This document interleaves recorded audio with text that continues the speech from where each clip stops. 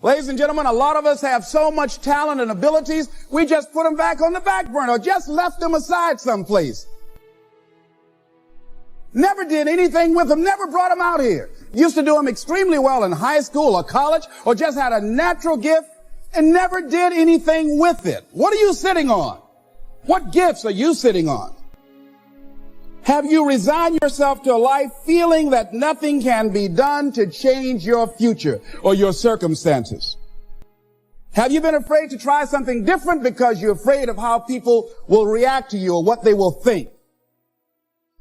Those are some of the things that I suggest that you begin to answer yourself. What is your biggest setback, failure, or defeat of the past year? What is it about you if somebody really knew they wouldn't get into a relationship with you? But once you acknowledge what that is, then start working on it and changing it. Change that. It's easy to blame the other person, but start taking ownership for where you are. Are you proud of how you have been living your life?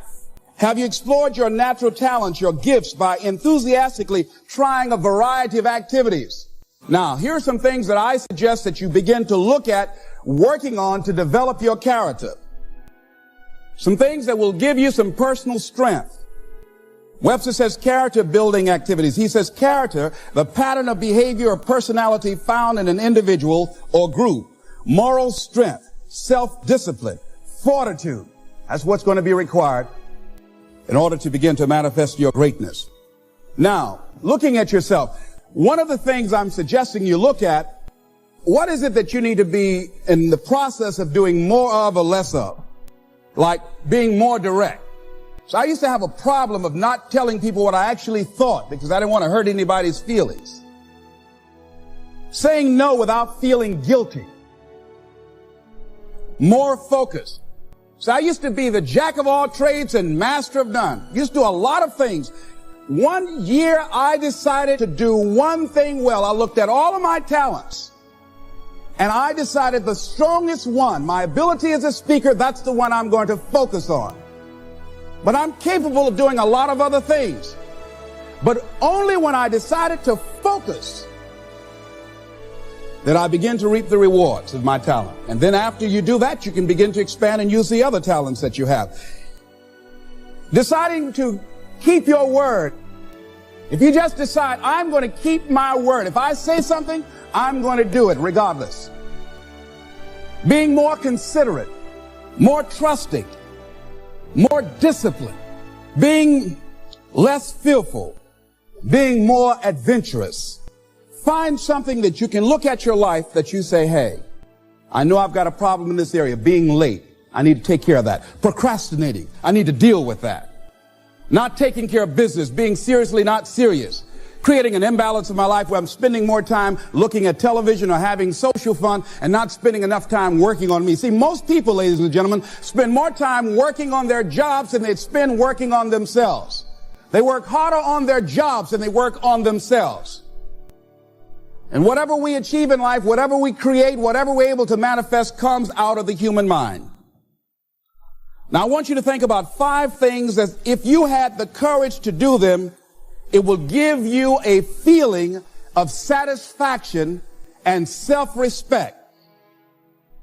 Think of 5 things that if you had the courage to do those things, you would feel a tremendous feeling of satisfaction within and self-respect. Take the time to write those things down, whatever they might be to you. It might be in your personal life. It might be in your friendships, your family relationships. Might be in your business. I was negotiating with a friend of mine that I admire a great deal. And this person went back on their agreement. And I did not challenge them on it. Number 1, because of my admiration for her. Number 2, because I really wanted the business. And I think she sensed that. So I didn't want to seem too picky, and I was nervous about it. And I was cowardly. Because I should have said, listen, that's not what we agreed to. I should have called her on that. But I didn't want to look bad or to appear to be negative or risk losing the business. Look at 5 things that if you had the courage to do those things, that you would do those things. A lot of people say, well, I've been like this all my life. I just can't change. This is the way I am. Dr. Harold Griswold, a psychologist and author of Direct Decision Therapy, said something. He says, when someone says, I can't change, some part of them wants to change, but the payoffs for his present behavior are greater than the payoffs for a changed behavior, or his fear of change is too great. Ladies and gentlemen, it takes courage to live your dreams. It takes courage to manifest your greatness. It takes courage to decide to live, to decide to bring out all of your talents and abilities, to decide to stretch out, to decide to take a chance. It takes courage to be happy, just to be you. I saw a friend who I hadn't seen for a long time. Her whole personality has changed. She was an extroverted, assertive person. But because her husband has a fragile ego, when she's around him, she cows down to him. She plays to him. She's very silent. She doesn't express herself, her feelings. And there are many things she wants to do, but before she even make a decision of what she wants to do, she checks. How will he handle this? How will he see this? Will this be disruptive in our relationship? A lot of us readjust our behavior and we end up not being who we really are in deference to relationships, men and women. Looking at the word courage, Webster says the attitude of facing and dealing with anything recognized as dangerous, difficult, or painful, instead of withdrawing from it. As you begin to look at where you want to go and take personal inventory, it's going to be very uncomfortable. That's why most people don't do it. It's very painful to admit your shortcomings, to admit your weaknesses. It's very painful to do that. It's much easier to withdraw from that and just ignore it. He goes on to the courage of one's convictions, the courage to do what one thinks is right. As you begin to look at yourself and look at where you want to go with your life, it's very important for you to ask yourself a question as you look at various areas of your life. Is what you are doing right now, is it giving you what you want?